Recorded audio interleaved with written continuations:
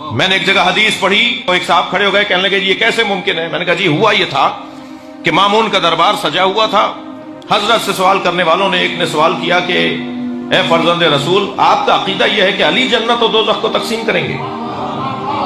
میرے معصوم امام مولا رضا نے فرمایا کہ ہمارا عقیدہ ہی نہیں ہے، نبی کا فرمان ہے، سرکار کا فرمان ہے کہ یا علی انت قسیم النار والجنہ، آپ جنت و دوزخ کے تقسیم کرنے والے ہیں۔ کہا مامون کی آواز آئی برابر سے، اے فرزند رسول مجھے یہ حدیث سمجھ میں نہیں آ رہی۔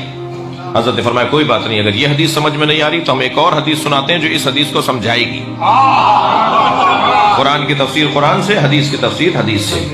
حضرت نے فرمایا تمہیں یہ سمجھ میں نہیں آ رہا کہ علی جنت و دوزخ کے تقسیم کرنے والے ہیں، تو یہ حدیث تو تمہیں سمجھ میں آتی ہے، یا علی حبک ایمان و بغضک کفر، یا علی تم سے محبت ایمان ہے، تم سے نفرت کفر ہے۔ جو علی سے محبت کرے گا مومن ہے، جنت میں جائے گا، جو علی سے نفرت کرے گا کافر ہے، دوزخ میں جائے گا۔ علی ہی جنت بھیج رہے ہیں، علی ہی دوزخ بھیج رہے ہیں۔ توجہ کر لی؟ تو عزیزو وہاں آواز آئی کہ روکو، ان سے ایک بڑی نعمت کے بارے میں سوال ہوگا۔ وہ کون سی بڑی نعمت ہے؟ میرے معصوم چھٹے امام تک خبر پہنچی کہ امام اعظم صلوات پڑھیں گے کہ حضرت امام اعظم ابو حنیفہ یہ فرما رہے ہیں کہ قیامت میں سوال ہوگا کہ ہم نے تمہیں نعمتوں پر نعمتیں دیں، اتنی نعمتیں دیں، آنکھیں دی، ہاتھ پیر دیے، دماغ دیا، کھانا پانی دیا، ہوا سالم دی، تمہیں اچھی چیزیں دیں، ان سب کے بارے میں سوال ہوگا۔ تو میرے معصوم نے فرمایا، شاگرد بھی تھے، حضرت ابو حنیفہ مولا صادق کے شاگرد بھی تھے، تو استاد نے بلا لیا، بلاؤ ذرا انہیں۔ حضرت نے فرمایا تم نے اس آیت کی تفسیر ایسے کی ہے؟ فرمانے لگے جی یہ سمجھ میں تو یہی آتا ہے۔ حضرت نے فرمایا کہ پھر اس آیت کو کیسے سمجھو گے جس میں اللہ اعلان کر رہا ہے ان تعدوا نعمت اللہ لا تحصوها، تم اللہ کی نعمتوں کو اگر شمار کرنا چاہو گے تو شمار بھی نہیں کر پاؤ گے۔ جب ہم شمار نہیں کر سکتے تو حساب کیسے دیں گے؟ بھائی صلوات پڑھ لیں محمد و آل محمد، اللہم صل علی۔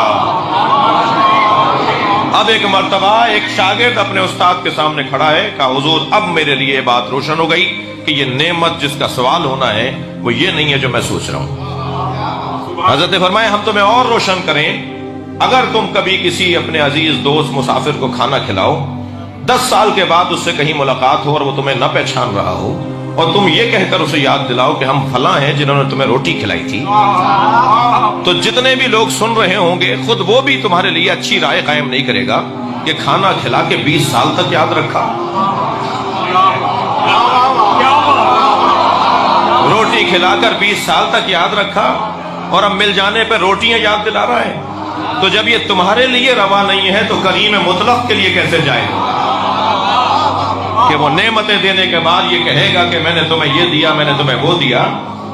اب یہ مرحلہ تھا کہ امام اعظم نے فرمایا حضور آپ فرمائیں کہ یہ نعمت کون سی ہے جس کے بارے میں سوال ہوگا؟ میرے معصوم امام نے اپنے سینے پہ ہاتھ رکھ کے فرمایا ہم اہل بیت کی محبت۔ صلوات پڑھیں گے محمد و آل محمد۔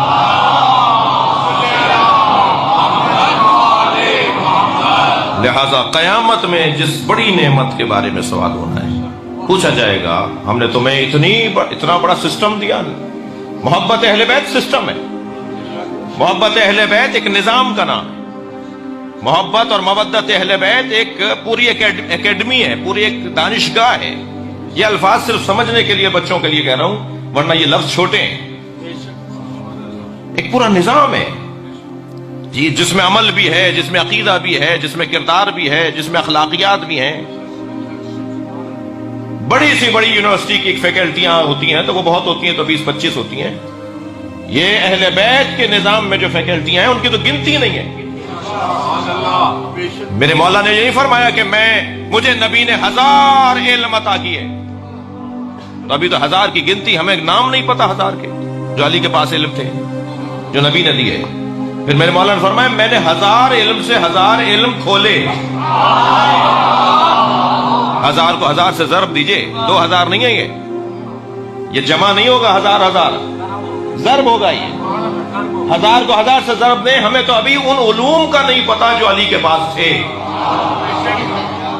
بس ان کی طرف میری اور آپ کی تقاضا کوشش یہ ہے اس نظام اور اس مودت اور اس محبت سے جڑنا. اتنا وسیع دسترخوان کہیں نہیں ہے، اتنی نعمتوں کی بھرمار کہیں اور نہیں ہے. میرا دامن چھوٹا پڑ جاتا ہے، ان کے ہاں دینے میں کمی نہیں ہے. جی کسی ایک امام کی بات کریں، آج ایک امام معصوم کی آمد کا دن بھی ہے. جی صلوات پڑھ لیں گے محمد والے. ہر امام معصوم کا جلوہ امامت نرالا، اور اس جلوہ امامت میں جو جیسے جیسے زمانے کے حالات تبدیل ہوتے رہے، زمانہ بدلتا رہا، انہوں نے ہمارے مطابق اپنے فرمودات اور اپنی رہنمائیوں کو عطا کیا. ویسے بھی میں اور آپ، میں ایک جملہ تکرار کر رہا ہوں کہ جہاں بیٹھے ہیں نا، یہ گھرانہ زمانے کو موڑ کر نہیں دیکھتا ہے، موڑ کر دیکھتا ہے.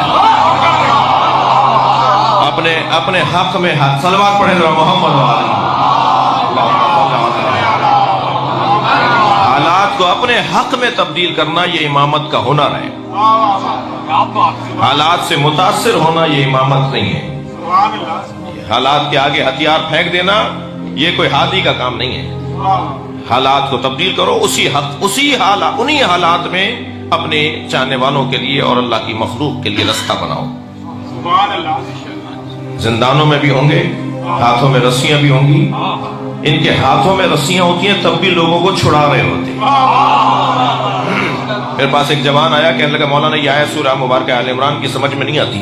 والذین ينفقون فی السراء والضراء، ایک خانوادہ ایسا ہے جو دارائی میں بھی عطا کرتا ہے اور ناداری میں بھی عطا کرتا ہے.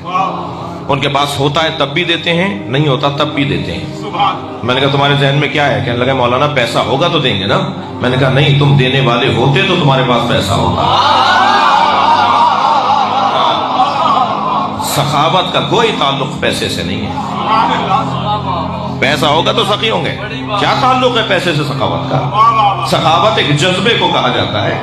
تمہارے اندر وہ جذبہ آ جائے تو پھر اللہ تمہارے ذریعے تقسیم کروائے گا. میں مولا علی سے اگر مدد مانگتا ہوں، میں مولا امام حسین سے اگر مدد مانگتا ہوں تو مجھے پتا ہے اللہ انہیں دیتا ہے اور یہ بانٹ دیتے ہیں. جی سورہ مبارکہ آل عمران کی ایک اور آیت ہے شجرہ طیبہ کے حوالے سے، الم تری کیف ضرب اللہ مثلا کلمۃ طیبۃ کشجرۃ طیبہ اصلها ثابت وفرعها فی السماء. شجرہ طیبہ کی 3 صفتیں ہیں. اس کی جڑیں بڑی مضبوط ہیں، اس کی شاخیں آسمانوں میں ہیں، اور تیسری صفت یہ ہے کہ تؤتی اکلھا کل حین، یہ ہر موسم میں پھل دیتا ہے.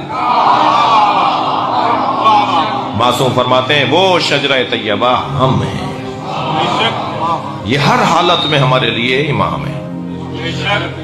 زندان میں ہو یا زندان سے ہٹ کر ہو، ہمارے لیے ہدایت ہی ہدایت.